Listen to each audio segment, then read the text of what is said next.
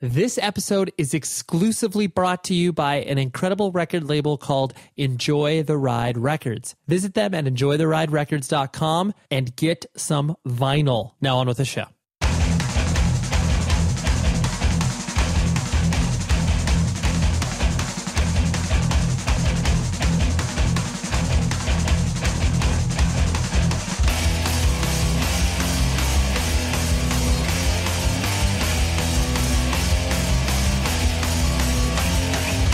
Happy New Year! Welcome to the first episode of 2015 with 100 Words or Less, the podcast. I'm your host, Ray Harkins. Thank you so much for joining us. Here we are. Everyone is excited. Everyone's in the gym. Everyone's like, dude, we're doing this, man. Knock out these resolutions in the first week. And oh, man. And then you just get tired. And then you're like, oh, I got these other things I got to take care of. And me personally, I never make any New Year's resolutions. I have things that I'd like to do, maybe. It's weird because I'm not much of this like goal-oriented, I want to sort of crush this thing person. I usually am like the guy who's like, oh man, that sounds awesome. I want to do that. And then impulsively I do it. And then you end up with the podcast 3 years later. Anyways, I digress. But thank you for joining us on this momentous occasion.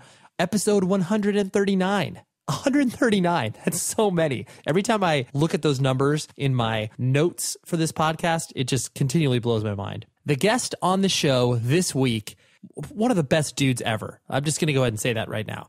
Rocky Votolato. He used to sing for a band called Waxwing. He currently has been doing his own solo thing for a better part of 10 plus years. I've run across this guy on many occasions in my life, and I even one time staying at my house, and I think maybe this is just me thinking I was cool. I was out on a date or something like that, but then I remember coming back late at night to my house and walking in on him in my bedroom playing guitar and just kind of like, rehearsing for the next show. And I was like, oh, hey, Rocky. He's like, oh, I'm sorry. I didn't think you were coming home tonight.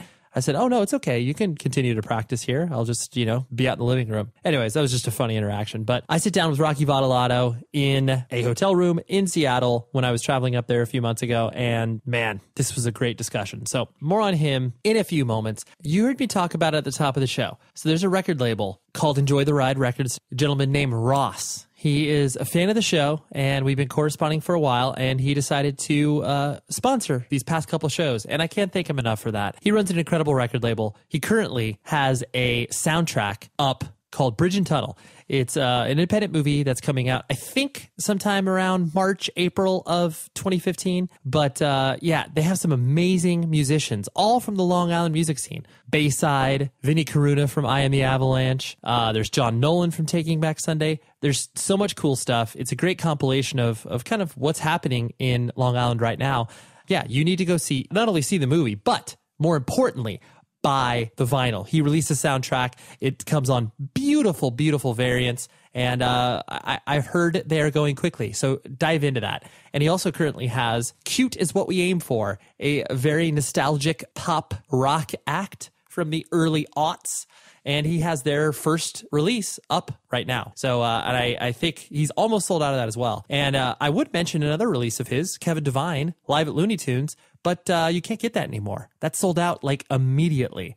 He also currently has up the self-titled Korn record. Holy shit. Yeah, that's heavy. I remember that record. Who doesn't remember that record?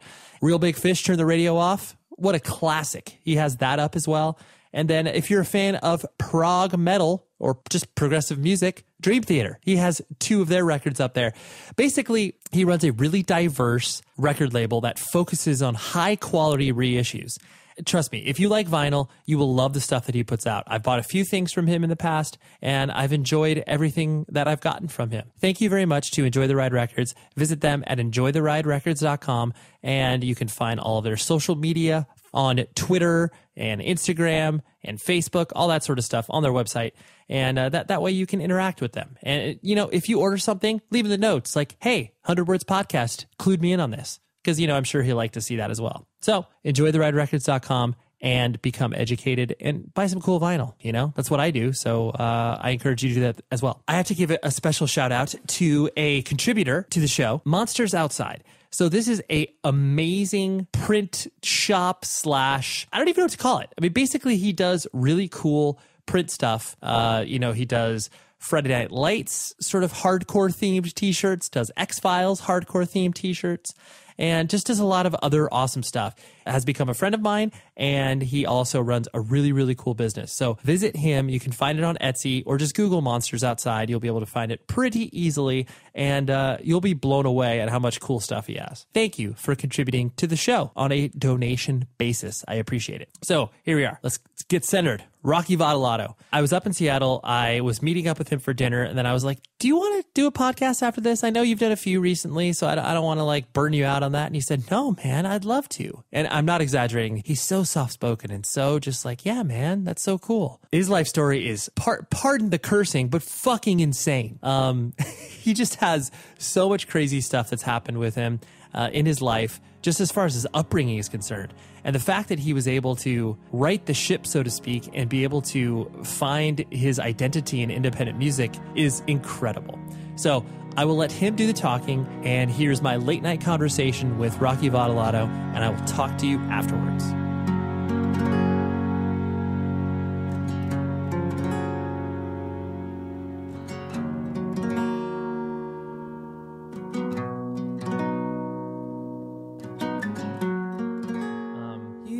I have such distinct memories. Like I love seeing your waxwing tattoo because of the waxwing art tattoo. Oh, nice. Because it brings back such fond memories I have of like when I first started to make the transition of screaming music to realizing that singing is also an important part of music. Where it was like, because whatever, you're like 14, 15 years old and it's like, oh dude, Strife, Earth Crisis, Snapcase, like that's all you need, right? That's all you need. And then realizing where it's just like, oh, I guess I can like Texas is the reason and like whatever. So it's like when seeing Waxwing, when you guys started to come down to Southern California and playing Coos, playing PCH Club, like, I mean, I think I saw you because you guys came down a lot. Yeah, we did. I mean, because you would always do West Coast tours, and it was like, I probably saw you like at least 4 or 5 times off of, the first self-titled record and, Mad Men Only. Like I saw you so much that it was like, it felt like you lived in Southern California. Yeah, we loved it down there. and you always like did well. Was it one of those things that was like because I distinctly remember when you obviously put out your first solo record on Status, and it was That's like right. Thousand Oaks, man. That's where it all started. I know. It's true. Once you started to tour and start to experience that lifestyle, was that just immediately engaging to you that you just kind of had to keep doing it? Or was it tough in some capacities, or was that not even part of your... it was always just a dream, you know? Like I'm just like a young, dumb kid who's just out there trying to figure out... This is before cell phones and before... this is back in the day when you had to use a map. Totally. To like... navigate. Yeah, to figure out where you're going, and more dangerous back then, and more kind of exciting. Yeah. But, we just figured it out as we went. Like I just was excited to be getting out and like starting a music career. Right. I didn't even know that's what I was doing. Right. I just was like, yeah, I'm sure you didn't use those words back then. No, definitely not. Right. But yeah, I always really remembered Southern California. That being like a highlight. It still is to me. It totally is. Yeah. So many bands look forward to. They know, because no one is like, dude, sick show in Tulsa, Oklahoma. Like, the Midwest gets like, it honestly gets the short end of the stick most of the time because there's so many quote unquote markets that are just rough to bring kids out to. But it's like, people will always be like, oh yeah, I know like Chain Reaction, or I know like whatever these places in Southern California. I know that show will be good. That's to look forward to in a week and a half. Totally. I got to get through these other rough shows or whatever. Yeah, that's the way it goes. But you yourself, you were born and raised in Texas, right? That's right. Where specifically? It was a small town. It's probably about, I'd say, somewhere close to 100 miles south of Dallas. Okay. And it's called Frost, Texas. Yeah, population 900 when I was there. And I actually just stopped through it again on my last tour for the first time. I went back there. Okay. And do you have any family there still, or that my dad's still there? Okay. But I didn't tell him I went through. Sure. You just wanted the I don't think he's going to hear this. No, he's not yet. Yeah. Spoiler alert. Right. Right. Yeah. So I did. I went and I just kind of stopped through. I just finished a show in Dallas, Okay. and I was heading down to Austin for 2 nights in Austin on this last tour. And it's pretty meaningful to me actually, because I just pulled in and I saw the sign, you know, and I took a picture of the sign. It's population 634 now. Dude, so dropping. It's shrinking. Yeah.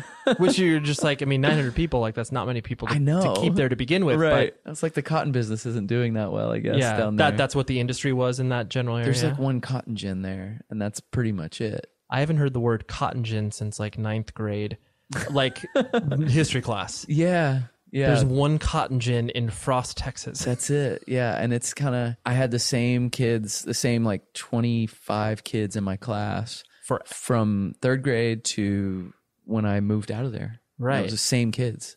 That's all that was in the class, you know? Right. Yeah. You're like, well, no new friends this year. Yeah. Like that's 3rd grade. Right. This is locked in. The one new kid that moves in from out of town, you know, it's like such a huge deal. Totally. Because every girl has a crush on him because he's the new guy. Where Totally. It's like, who's this new person to look at? Like, and every guy's like sizing him up, like, oh, what's this person got going on? Yeah. So that was a strange kind of unconventional life. Yeah. So why your family structure was your mom and dad, and Cody is older than you or younger than you? He's younger than me. Okay, that's right. Yeah. You were the first child on the scene. No, I got an older brother, Sonny. Oh, okay. Yeah, and he plays music too. That's right. He was in a great band up in Seattle called Slender Means. They put out a few albums. They didn't really tour. Okay. Didn't really get. How much serious older is with he it. than you? He is 3 years older than me. Okay. And then Cody's 5 years younger than me. Okay. Yeah. Yeah, your parents spread that out.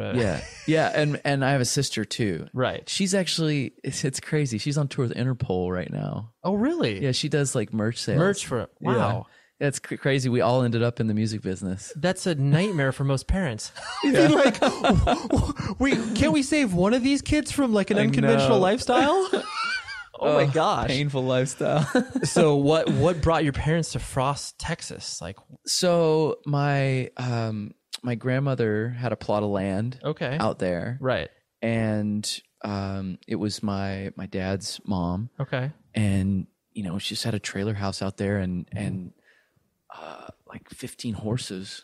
Yeah. And so it was like a horse ranch. Simple life. Yeah. I grew up on the horse ranch and had a trailer house out on the land that we moved out there. I was born in Dallas. And then, you know, I moved out there when I was like in 3rd grade. Okay. So that was, you know, that's basically where your my earliest years. memories really are, you know, from around then. And a little bit of stuff is, you know, vague from Irving, but really my childhood was defined in Frost. Right.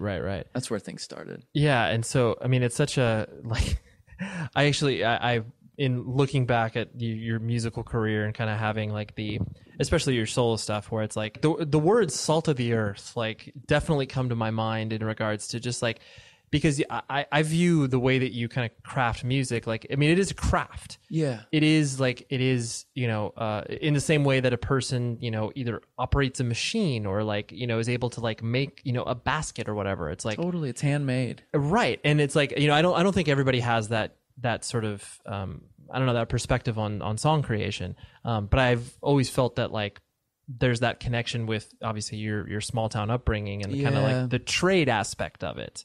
Yeah, I feel that's true. And also just kind of the influence of what was going on out there for me. You know, my dad was in a biker gang. You know, he was like, it was pretty just kind of a strange upbringing in that way. Right. You know, that he was in the Dallas Scorpions. Oh, you Jesus. know? And I mean, it was real, like Sons of Anarchy type shit, you know, but right, like not glorious at all. No. Yeah. Not the quote unquote cool parts that you see in a television show. Yeah. It is the scary, of course, dangerous part that you eventually escape, you know? Yeah. Because of the danger that is involved. Yeah. Like running drugs and beating people up and a very violent lifestyle. Right. And so it was a lot of fear and a lot of trauma and a lot of like, you know, and we did eventually get out of that. My when I was 13, or maybe I was a little younger than that, because I think that's actually when I moved up to Seattle. But right. So I must have been like 11 or 12 when a tornado hit my house and destroyed it. Right about that time, my parents were getting divorced. Okay. You know, and she moved to Houston with her sister. We found out my dad had a whole other family. So he told us at that point that, you know, there was another wife and 3 other kids. 3 in Dallas. Oh my gosh. Yeah. And so the tornado had just hit the house, and we were at my baseball practice when that happened. And so it freed my mom, because basically we were like prisoners there. You were landlocked, right? Well, my dad, you know, he's a very violent person. A lot of women in the gang world are like, you know, basically they're held hostage. Of course. You know, if they try to leave. I'll tell you what's better for you. Well, yeah, or there's just death. They're threatened with their lives. Of course. You know? And so that was kind of the situation. And so we escaped that, luckily. Mm-hmm. I think the tornado was a big part of it, because the house was destroyed and my mom had recently found out about that. And so it was like kind of a new, like the ability to really break free. Yeah. She's like, I'm out of here. Yeah. We went and lived with her sister in Houston for a while. Mm-hmm. And it was, you know, it was a tough time. Of course. But like well, I imagine probably in contrast to what you were experiencing was probably in some respects less threatening. Yeah. I mean, it was like, it was just an escape. Sure. In some ways. And especially when my mom remarried and we moved, like my 9th grade year in Houston, mm-hmm. That was like just a really crazy transition. And then we moved up to Seattle, because my mom remarried, who she's still married with my stepdad. He was a aerospace engineer at Boeing. Okay. Oh yeah. So that's how we ended up in Seattle. Right. And it was perfect timing for me, you know, because for the music, because, you know, if I would have stayed in Texas, I mean, I probably wouldn't even have, you know, a life in music. If I did, I would be playing in some podunk bar. Oh, of course. I'd still be talking like this, you know, because I used to have a pretty thick accent. Was it that pronounced? It was pretty bad, man. I wanted to be an oceanographer when I grew up. That's amazing. It was really like that. Wow. I talked that way when I moved to Seattle, and most people don't know that, but because I got made fun of so bad in high school, that it got beaten out of me. Of course, you know, you're like, I got to do this for self-protection. Yeah, I lost that accent quick. Yeah. Like, I got to make this transition very fast. Yeah, and so I did. I mean, it just kind of fell away. Yeah, you know, but that was such a hard, you know, like transition. And that's right when I was learning to play music. Okay. And that's when music kind of really saved me. Right. You know, in that way, it was like there for me to sort all this shit out and to discover. Yeah. Yeah. And to just have a place to put all this madness and craziness that my life was at that time. It's funny because it's like, I mean, I knew bits and pieces of that obviously from either previous interviews or obviously the podcast you did with Matt. And the thing that, like, in my mind when I always listen to your story, you're a positive person. Like, I define you as such. Like, I've always known, I mean, maybe that's just like obviously the way that you you present yourself, but it's like people have shitty upbringings and can go very negative and very in very bad places. And like, obviously, like you said, you were able to turn a corner and hopefully and find a subculture and do music and all that. Totally. That kept you positive. You know, did you find yourself like, you know, when you were in the middle of all that, was it, you know, were you like engulfed with negativity, or were you kind of just like trying to look past it? Negativity's always been a problem for me. Okay. I've always struggled. Okay. I've always struggled. I'm more open about things now. I feel like in general, just because, but I've definitely had, and you can hear it in the music, I think, but like, I think people know me from the music, you know, and can kind of hear what I'm going through, you know, because I've always wanted my writing to reflect what's happening with me in my life. And it's been very much like a place where I can put things in how I've dealt with my own struggles and mental problems. Sure. But I do feel like, I've had negativity, and still do. Sure. You know, I mean, it's kind of one of those. Yeah, you're never free of it. Right. It's kind of one of those patterns that's like, for me, I feel like I've been through a lot of trauma in my life, and I'm still sorting through all the boxes of just what needs to be worked out. Sure. But I think I've come to the conclusion for sure that, you know, having a positive attitude and trying to at least be kind to the people around me and sort things out is a priority. You know, that's what I want for my life. Yeah. And so I'm working hard to sort through all this garbage from the past, you know, baggage that has been. Yeah. And it's definitely there and it's real, and I'm still dealing with a lot of it. Right. You know, Right. I think that there's a lot of abuse. You know, there was a lot of things that both verbal and physical towards you. Oh yeah. Yeah. Tons of it. Right. Like more than I ever knew. And I'm still kind of, I think it's kind of like, that's why music is so great, because it can really be a tool for people who go through super hard experiences to have an outlet, of course, you know, somewhere to put all that madness and craziness and just what you deal with. Right. I mean, I think of like soldiers, you know, who come back from the wars and, you know, they've got PTSD and, and I feel like there's a lot of soldiers out there who relate to my music and have talked to me about, you know, my albums helping them on the battlefield, like just being able to get through. Wow. And like, you know, that's meaningful to me. Yeah. I mean, that's heavy to have that put on you, to be like, wow, I didn't expect that to translate in, you know, in warfare. Yeah, it surprised me when that first started happening. Sure. But now I just really, it makes sense. Okay. You know, it makes sense because I think that because it's probably coming from the same place in certain respects. There's a thread of PTSD or whatever it is that in that, and you know, the Waxwing stuff. So that was where I started dealing with all of that. It was like right from the very beginning when I found the punk scene in Seattle. And, and then, but there's also this element that you mentioned, like the salt of the earth kind of, you know, organic, crafted songs that I think comes out of that where I grew up. My dad, I'm not, I mean, I'm very grateful because he had really good taste in music. Yeah.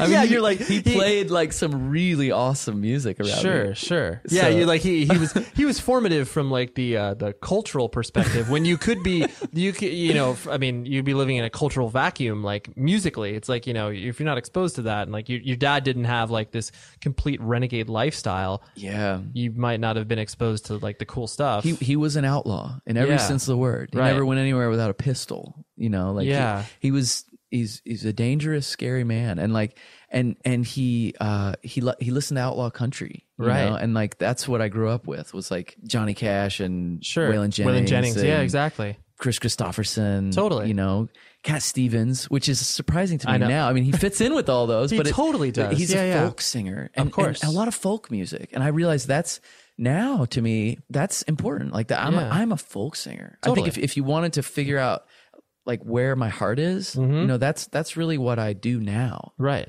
And a lot of that has just, you know, those other layers have fallen away. Of course. And that's at the heart of the songs. There's a folk song. Right. And like, you know, it can be produced in different ways or whatever, but that's the foundation underneath. Yeah, totally. That's the DNA that's kind of, you know, engrossed in because of what you've experienced and what you've been exposed to. Yeah.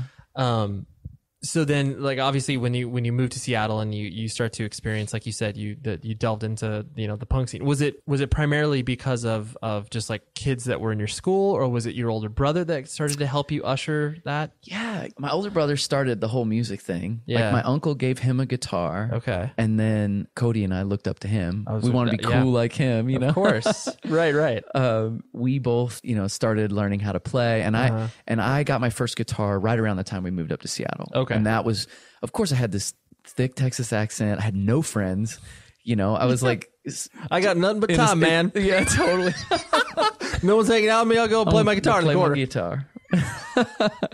and that was all I did on the weekends. I mean, I was dead serious about it. Like I got very focused. It was really good for me to get out of Texas. I was drinking myself half to death at 13. So like I started drinking really early. My dad gave me alcohol. That doesn't surprise me. Yeah, from a young age, and he was trying to get me to drop out of school and join the gang. You know, I mean, that was basically that was his plan for you. He wanted me to stay there with his other family, right, and join the gang. Oh, and did he want your other siblings to follow suit as well? Yeah, he wanted everybody to tried to get everyone too. I was in a strange position because when he moved the family in to the house that I'd grown up in. And, you know, this was before the tornado hit? This is after. Okay. So he rebuilt it. Okay. I stayed that summer with that family and helped rebuild the house. That is so much shit to put on you. Yeah, I realized later. Yeah, you're like, this is not conventional. You're like, I don't know anybody else's experience. I'm rebuilding a house that got hit by a tornado with a family that I, by all stretch of the imagination, is kind of fake to me. Like, because that's not, you weren't. Like, I was very confused. Of course, they're my half brothers and sisters, but I was drinking a lot. Okay. And I could have as much as I wanted of whatever. Yeah, tequila, there was no limitations. White Russians, beer.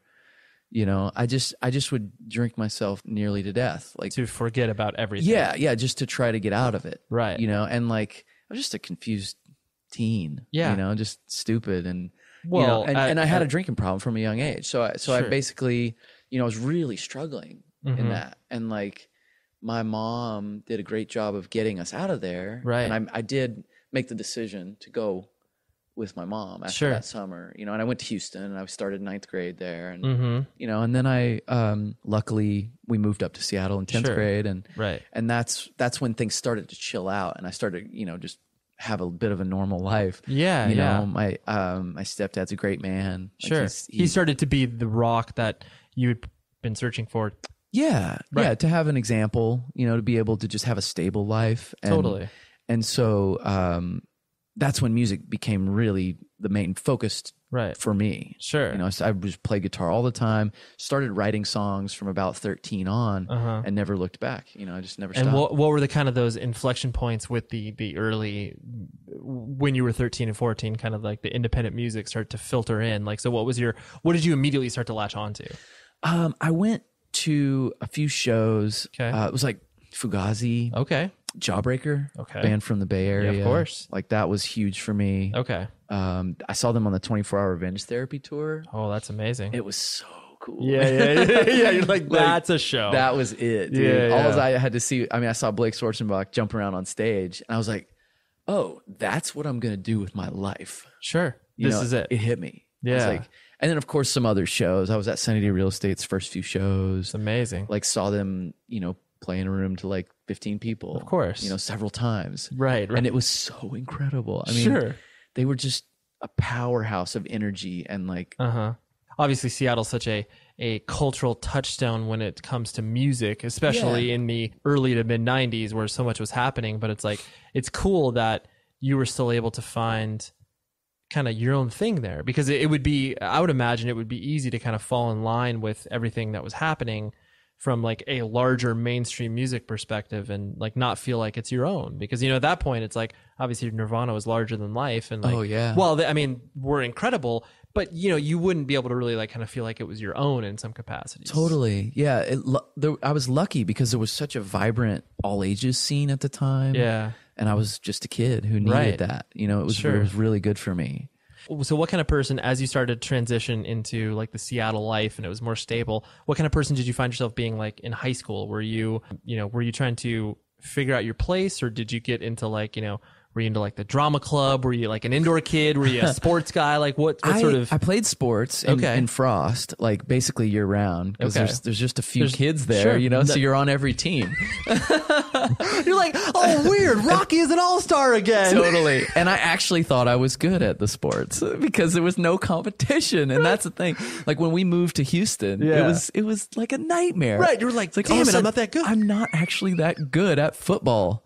Wait a minute, I'm pretty small, like right. Yeah, so much was just falling down around you. Yeah. These illusions of being a pro NFL player. You're like, oh, that's not happening. A pretty good basketball player. Really? Yeah. Okay. Like, and I tried out for the team in Houston. I didn't even make the team. Oh man. It was like brutal. Yeah.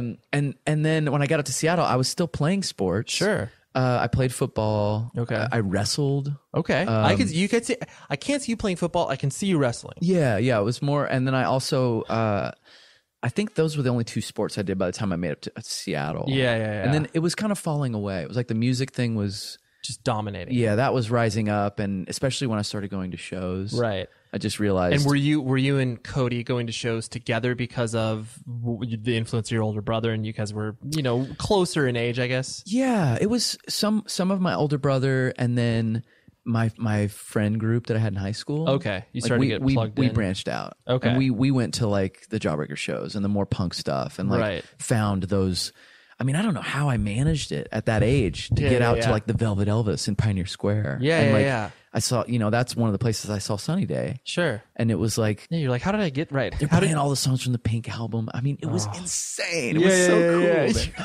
Like, I just have great memories. You know, I saw Built to Spill there. Oh, it's amazing. Like, right when, what's their first album? It's not Keep It Like a Secret, but it's Ultimate something. I can't remember the name of their. Yeah, I'm blanking on as well. Their first record. But it was right when that came out, and before There's Nothing Wrong with Love. Oh yeah. And I'm trying to think of some of the other shows. I saw Radiohead at the tail end of Pablo Honey touring. Wow. Like right before the Bends came out. Sure. And I think maybe it was like the Benz was just about to come out, right? And they were like, you know, starting up touring the machine, in preparation. But people of that, didn't really care about them. Yeah. There was less than 200 people in the room. Amazing, and it was just like it was an indie show. Yeah, it's like Radiohead, one of the best shows of my entire life. Right, those kind of experiences blew my mind, and then I was like, I was just hooked. I knew that's what I wanted to do. Right. What was your first band? Well, X-Wing can't have been your first band. No, it wasn't. That was my third band. Okay, thankfully, because I would have been mad if that was your first band, because I'd be like, yo, you shouldn't be that good right out the gates. So what was your first your first foray into the musical world? It was my good buddy Justin Deary. Okay. He and I had a band called Runaway Laughing. Okay. And we actually had a tape. Perfect. As you should. That's the dominant format of that era. The singer from Minus the Bear recorded it. Okay. Jake Snyder. Yeah. From he was in those days. He was in a band called State Route 522. Incredible band. Yeah, and so he had a recording studio, which was like golden in the like you would be like he's my best friend now. Totally. Like we got to do this, and you're charging what $50 a day. Done. Here you go. Right. Yeah. So we did that band. That was super fun. What were you trying? What were you trying to accomplish with that? It was similar to Waxwing. Oh, really? Yeah, it was the same kind of thing. It was just like a sort of indie rockish, punkish. Yeah, like with little songwriter influences. Okay, as well. That's cool that you were, because I mean, usually the formative like first band experience of people is like, oh hey, pop punk, or hey, terrible hardcore. Like usually that's But yeah, you were. It was already there. It was that kind of thing, and it was just less developed. Well, of course, super crappy. Of course, and then as well it should be. And then I had a band called Lying on Loot, which we had. Oh, that's right. You guys did a split with. I think it was State Route, wasn't it? Yes, yeah. I think so. Yeah. I like that we both had to be like, wait, was that? That was it. I don't know. I don't remember that far back. Right. Yeah. No, but that's okay. Yeah, I remember. I remember that band name because of that split. Yeah. Yeah. But we had a bunch of songs. Some of them ended up as Waxwing songs when that band broke up. Right. But we had a violin player. Right. And that was a little different. That is very different. My buddy Seth Warren, who he played on some of my some of your earlier stuff. I remember that. Early solo stuff. He played on Suicide Medicine too. Oh, that's right. Yeah. So that's how it all started, man. Yeah, that's how you were putting the pieces together. And so once you kind of obviously started to matriculate through high school and started to, look for a future.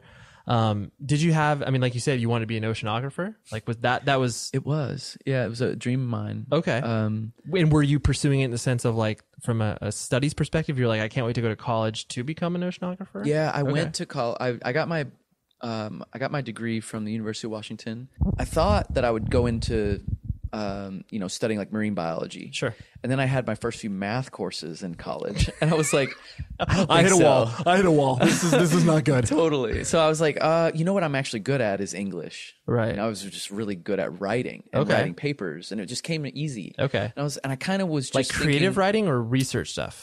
Like essays. Okay. Yeah. Sure. Yeah, so and some poetry, and I took a lot of poetry classes. I ended up getting my bachelor's degree in English literature. Oh, nice. At the UW. Sure. And it was important to me. I wanted to have a degree. Okay. I was the first person in my whole family to get a degree. That's a huge thing. And I just, I really wanted to accomplish that goal. Mm-hmm. I knew I wanted to play music. Right.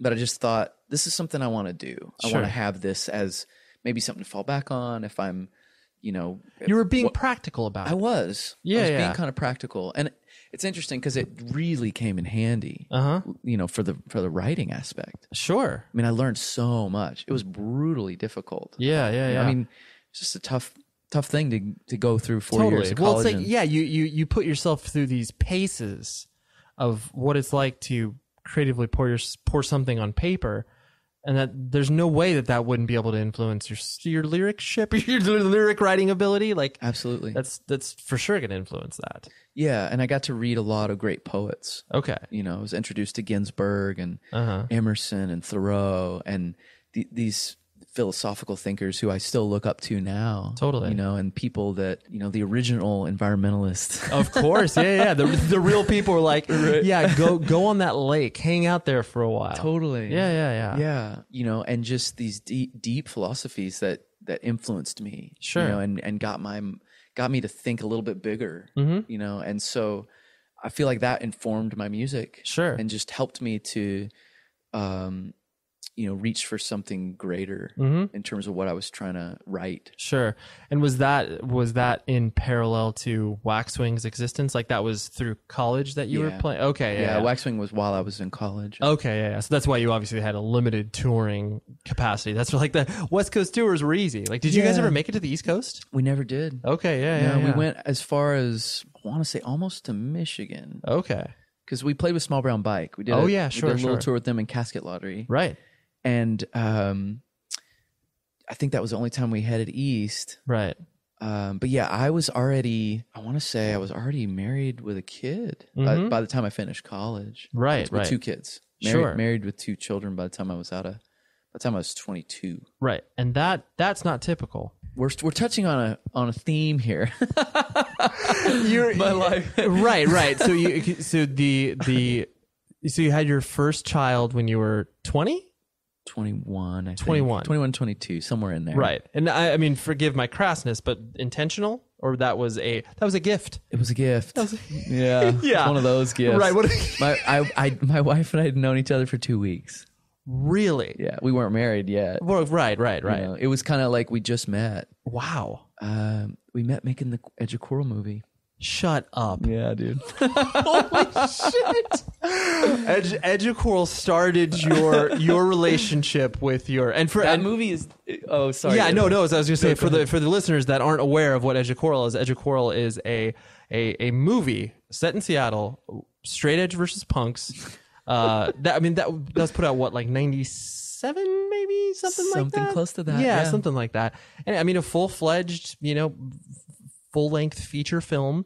But yeah, Rocky was the star of it, and he had Dan Gallucci, John Pettibone. Like Dan was in Murder City Devils, Modest Mouse, and is now in the Cold War Kids. Yes, he is in the Cold War Kids. Yeah, that's Dan. Dan Gallucci, and who else was in that? Oh, the guys from Botch, of course. A lot of great musicians. Seattle's music scene was fully represented within that film. But that's it. Wow, that's incredible. So you met her, and you were already off and running, starting a family unintentionally, but yeah. I mean, when we had just met, right. I was in college. She had a daughter who I adopted. Oh, okay. And I figured we've known each other 2 weeks. Why don't we just have a baby? Right. Let's just I mean, that's what people do, right? I mean, that's what people do in Frost, Texas. I've seen. Right. Probably because we just need to increase the population of this. Wow. Yeah, so it was kind of brutal. I mean, it was like trying to... Well, brutal in the sense of like where it's like so much was happening at once, I'm sure. Exactly. Right. Yeah, because I was going to college. Yep. I wanted to start a music career. Of course. Or like a life in music for myself right after that. That was my plan. Right. I was playing in 3 bands at the time. Sure. Like I was doing this solo thing. Right. I was playing shows that way. I had Waxwing, right, and I was playing drums in a band called Kentucky Pistol. Right, that's right. Yeah. And so I was and I had a job, and it was like there was so much going on. For like probably 2 years, I didn't sleep more than 2 to 3 hours a night. Yeah, you were literally just so frantic. I was busy. Right. I was always doing stuff. And was it exciting or was it stressful? It was both. Sure. Yeah, I guess. I mean, it was crazy. Sure. It was just kind of like not balanced. Right. In any way. It's funny, even though obviously you strike me now as like obviously you were becoming more of a balanced person. Obviously, as you grow older, like we all should, because we're all working on it. I don't really know. Right. Yeah. You never really know until you can like look back 2 years and be like, oh yeah, I'm better now than I was back then. Yeah. But it seems like you've always like, in hearing pieces of your life come together, you've always thrived on that sort of like that chaoticness of what obviously your childhood was, but not like, not as threatening when you were, 2021, but like it was still chaotic. Yeah. It was just, that was the course of my life, way things were going. Right.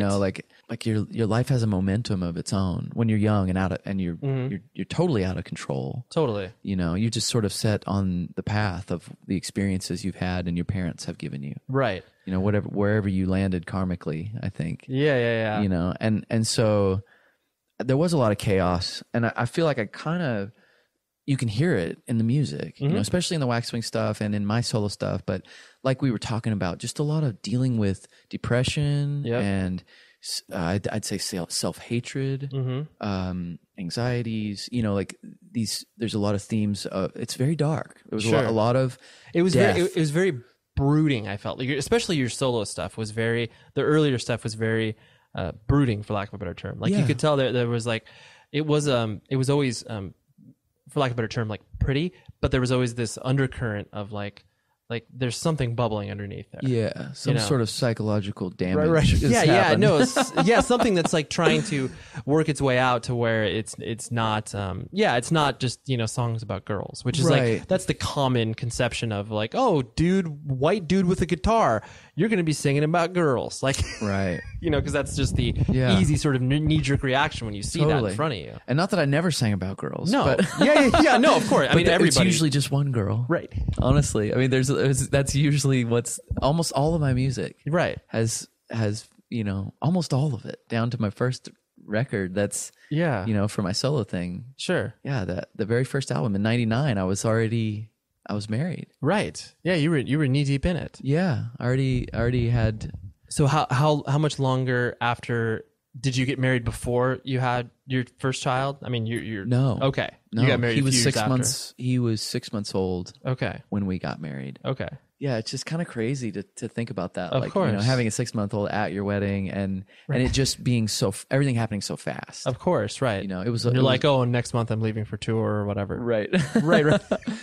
Yeah, I mean, it was kind of a big transition for me to start my music career, right? Because I was working regular jobs for a while after I finished college. Well, of course, just trying to get it off the ground for a long time. Sure. Well, yeah, you have to, so many, because I mean, obviously you're practical in the sense of, like you said, you went on a path to college and you were setting yourself up from that perspective. But I've always found that it's like, and I'm sure you've battled this yourself, where the idea of like, I mean, now that you've obviously made a living off of your music for, or a long time, that battle of like, art versus commerce and how those two worlds can obviously like collide, where it's like, should my art be influenced by the fact that I need to make fucking money right now? Like, and how that plays into itself. So it's like, I've always found something, especially when you're in your earlier years and you're, like you said, you're just working jobs to like get it kickstarted, just because you need to make money. Did you feel that time being more?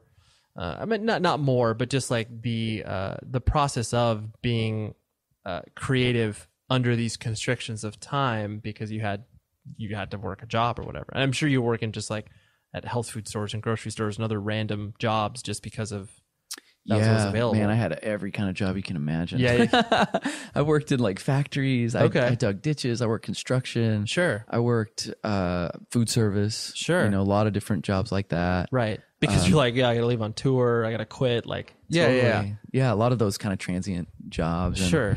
But I also had some serious jobs. After I graduated, I had my degree and like, I had a job at a software company. I was making a decent living, doing that for the family. Sure. And there came a time where I just realized, what I'm supposed to be doing with my life is the music, and I really want to go do it. And that was around Suicide Medicine. Okay. When that came out, and I got offered to go on tour with the Get Up Kids. Right. Speaking of Matt Pryor. Yeah, exactly.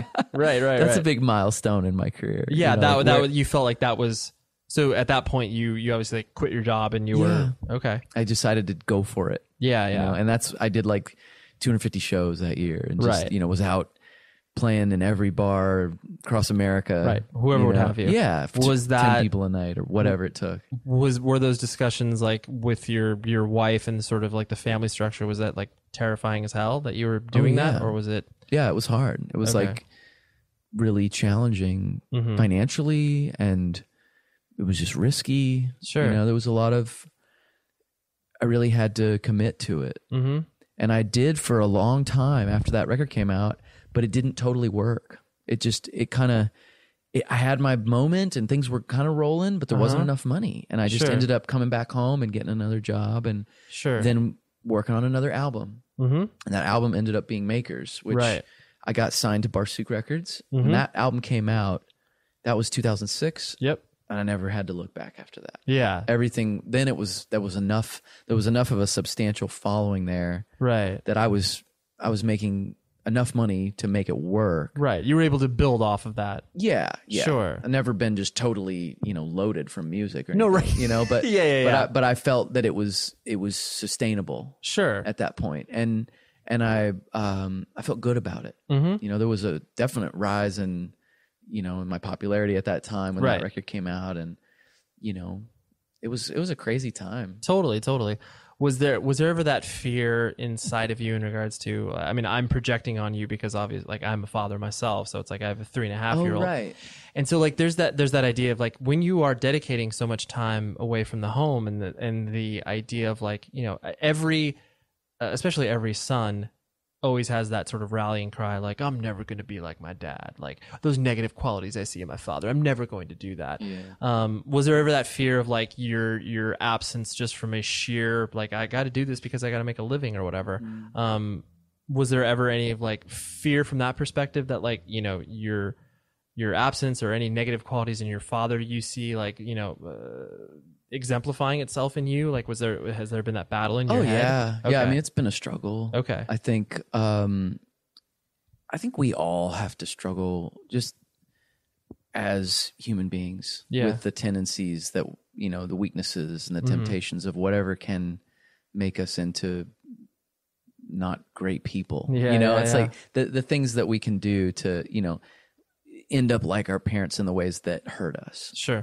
So I feel like I've always fought with that, but it's in a lot of ways, I feel like a lot of the cycles were broken through my family and through the way my wife grew up. And we're not perfect, of course. And we've got so many flaws and things we're working on, but it's like, I feel like there was at least some things that we've just done a lot better than what we had. Right. And so, I haven't worried a lot about that. That's good. I feel like there's things I would do different if I could go back and be wiser. Right.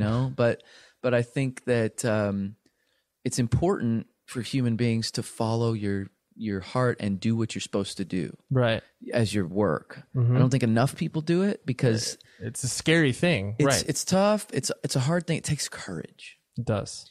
If you want to do the right thing in life, it always takes courage. A lot of it. Totally. Surprising amount. Yeah, no, it's true. I wish it took less, right?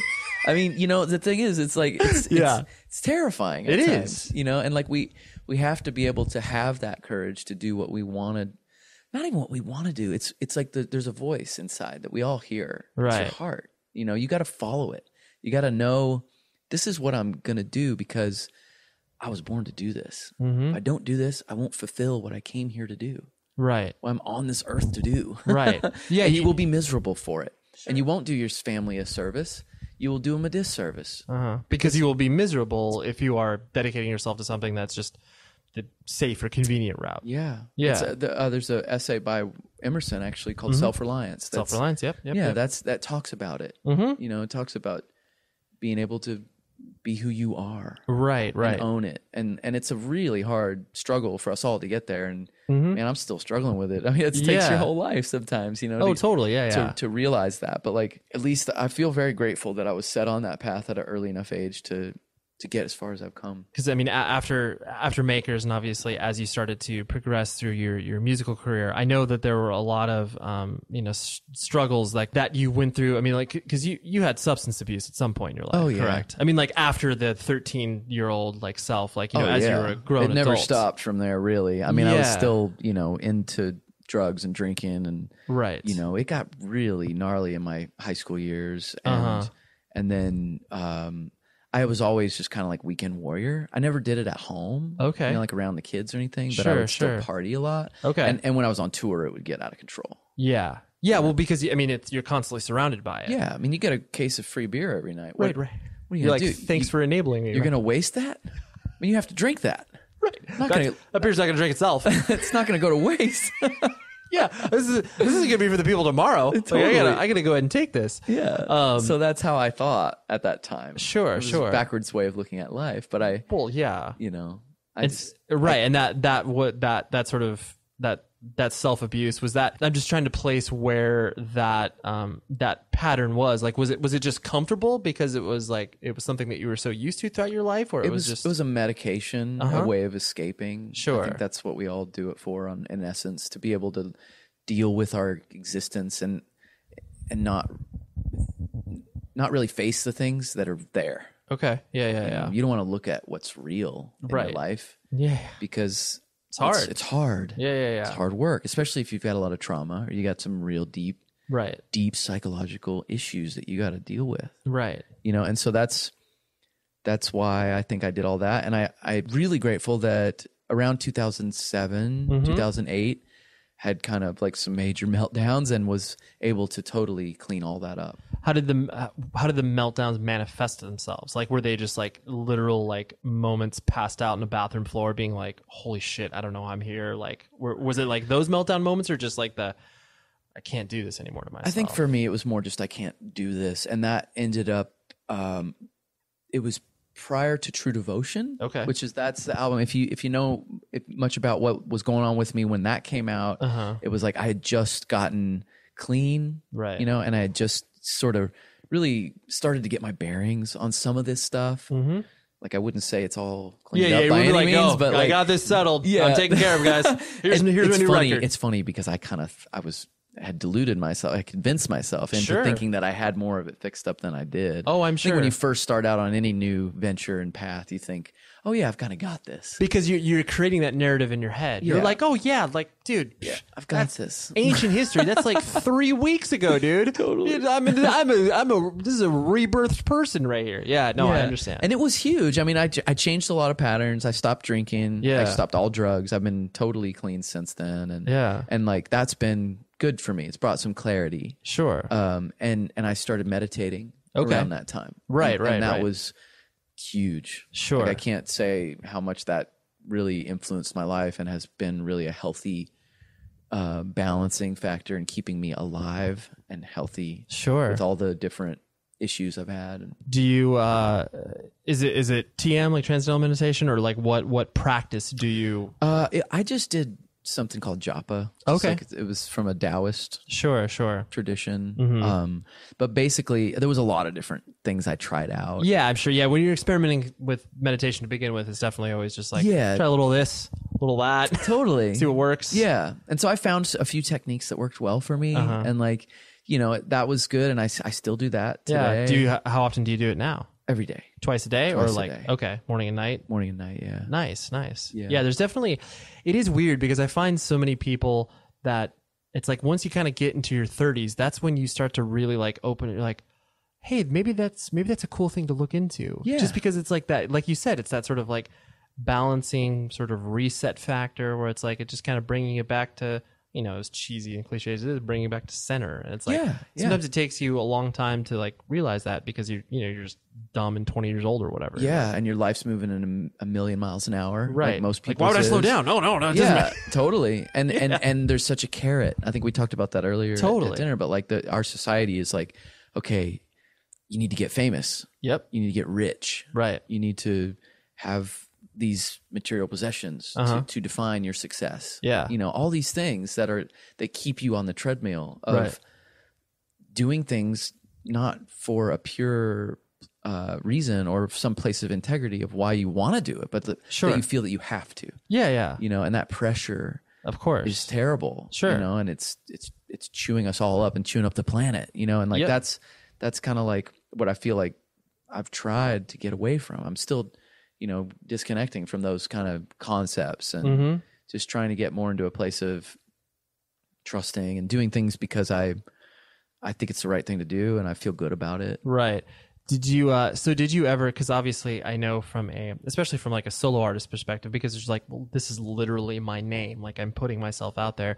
Did you ever buy, when did you sort of like buy into, I guess, like the ego-ness of it all, where it's like, I am the center of attention. Like I'm cool as shit because my music is awesome and I've got these 400 people in front of me. Totally. When did you find yourself trying to like shed that sort wrestle that demon? Yeah, because it is a very difficult, like, someone who I've watched progress through the years. I mean, like Chris Carrabba, Dashboard Confessional, where it's like having to like watch his sort of like, rise and fall and like all he's navigated, where it's like, it's so, I mean, how could a person like him be able to maintain any sense of self when you're thrust in front of a stadium full of like, and it's like, it's just him, obviously. He had a huge test. Totally. Yeah. But yeah, I mean, so like, for me, that came around 2006. It was like when Makers came out, and that was when I got a lot of attention. Right. I got a good review in the Rolling Stone. It was like a big deal. Totally. Huge deal. To me. Yeah. I played a bunch of showcase shows down at South by Southwest, and it was like a buzz that was going on. And like, there was just all this attention. I was doing like 5 interviews a day, every day for weeks and weeks. And just,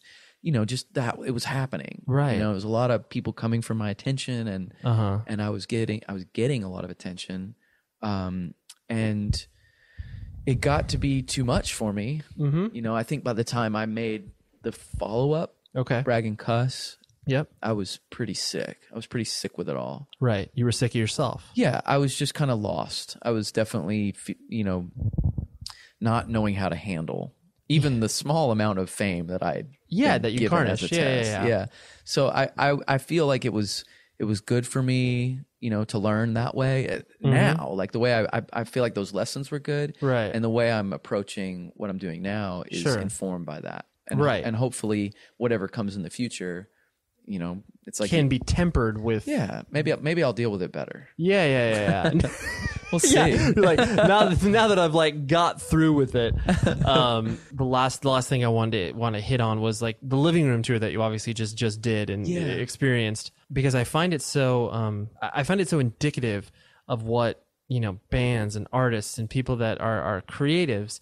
It's like it's not so much about the amount of people that show up to a thing. Like, of course, it's great if you have 700 people in front of you and like sure. It's awesome. But then like to have that sort of like those experiences of like, oh, this is like literally why this record affected you. Like you've got tattoo, like whatever. There's like so many immediate feedback loops that you get when you go on tour and play in front of 30 people in a living room. Yeah. Setting all this up, were you like scared going into it of like, what is this going to be like? Or were you pretty, excited about the opportunity? I was just totally excited for this one. Like I just knew it was going to be really meaningful and just super special and awesome. And it was like that tour was just it felt like I arrived. I wasn't trying to get anywhere anymore. I was there. Right. I was there. Like the people cared so much who were at those shows. Right. I'm playing the songs for them. It's very cathartic and healing and meaningful to me and to them. Right. And there's no people getting drunk at the bar. It cut out all that noise. Right. And it just kind of came down to the very core of why I do this and what I've been trying to get to all these years. Sure. Just me and a guitar in a room with some people and playing some songs and like that connection. And it immediately, like, was it literally from the first show where it was like, oh shit, this is it? The first show on, dude. Yeah. And every single show. There wasn't one bad show on the whole tour. 31 shows in 6 weeks, and I felt like everyone was like this every own night unique was magical. Yeah. Yeah, it was just great. It was really good for me. That's incredible. Yeah, and I just super enjoyed it. I know that there's other experiences, like the club tours are great for their own reason. Right. I mean, I'm super excited to experience those as well. Of course. Hopefully with the new look at it, of this, just appreciating it for what it is. It doesn't matter to me as much how many people are there. Right. I don't really care. Sure. I used to care. Of course. A lot. I used to worry way too much about that kind of shit. Yeah. But now did you beat yourself up a lot when it was like, after the initial attention, like you said, the height of it all in 2006, 2007, did you beat yourself up when it's like, less attention was starting to be paid to you because of that? Yeah, I feel like, I mean, I'm sure every artist struggles with, okay, how are people responding to my work? You know, and like, is it going to be exciting for people? And like, you know, like I felt that happening. And I think, you know, it was a good thing for me to go through. Right. Because it keeps you in balance. It does. You know, it just kind of it checks all that stuff. And right. Okay, well, if nobody cared, would I still do this? You know, and the answer I found was yes, I would. Right. I don't care if there's one person at the show. Right. I'm going to be playing this show. Right. Regardless, regardless, this is how I'm getting this out. Yeah. I hope someone's here. Otherwise, it's just a practice. Right. But some of the early Waxwing shows, man. Oh, yeah. Like 2 people. Yeah. One of them's a sound lady and she goes outside. Right. You know? You're playing for the other bands that are playing. Where you're like, oh, wow, like that. You were on stage before. Oh, yeah, there's nobody new here. It happens. But that's incredible that it like that. Yeah. I mean, now I just feel like that there's whatever happens is cool. Right. You know, it's like I'm just good with whatever comes from this, and I know I'm going to be doing it and enjoying doing it on whatever levels is appropriate and unfolds. Yeah. You're not putting that external pressure on yourself. Right. It's like any pressure that you feel is probably just directly related to, again, going back to like the craftsmanship, like the working on the songs, the working on the actual artistry. Yeah. And even that, I wouldn't call it work anymore. It's not work. Like it's like, I think somebody said, like, I'm not writing the songs are writing me. Okay, yeah. And that's how it feels when it's right. Right. Like when it's happening. When it's clicking. Yeah. Mm-hmm. It's just happening. Right. You know, I'm capturing something that's coming through. It's not like I'm not even doing it. Mm-hmm. You know, it's just like I'm just able to hopefully capture it. Right. As it's happening. Sure. You know, and of course it's being informed by my experiences and what I need to express and what I'm feeling. Of course.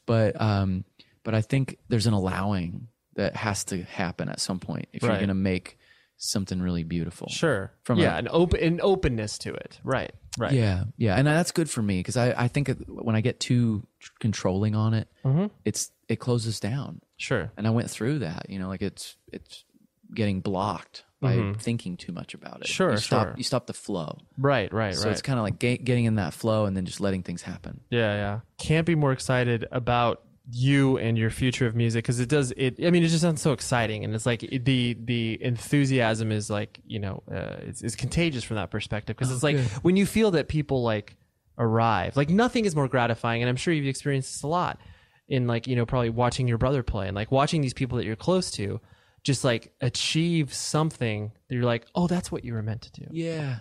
You know, it's a good thing to see, right? Totally. For any human being. No, totally. I mean, it's like what I want for everyone. Yeah. It's like you want that person to key in on that where it's just like, that's it. You found it. Like, go ahead and chase that for the rest of your life. Like, do that. As long as it's making you happy. Totally. There's meaning in it. Yeah. Know? And that's what I think we want. We all want that, and it's not really encouraged in our society a lot to just to find that versus to find a big paycheck. Yeah. You know? To chase that illusion of whatever the conventions are at that particular moment to follow. Exactly. Right. Yeah. Yeah, I'm just very excited for you, Rocky. Cool, thank you, Ray. Appreciate it. Thank you for hanging out on this show, and I hope you enjoyed it in some capacity. Very good time being here. Thank you, Ray. Good, no problem, dude. That's pretty insane. This story actually reminds me of a very, very early podcast that the show did with John Halperin. He used to book at the Glass House in Pomona, and he also does some stuff with Coachella and basically just been a fixture in the Southern California music scene for quite some time.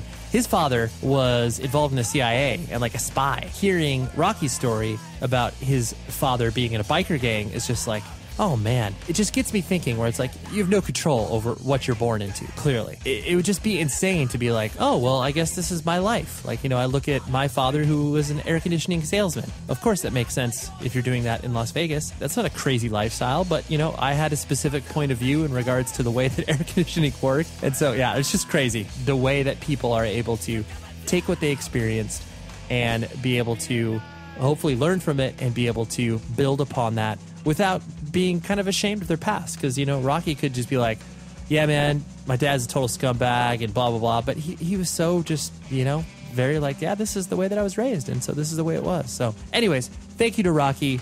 And some exciting news will be coming very soon about Rocky in regards to his upcoming musical output.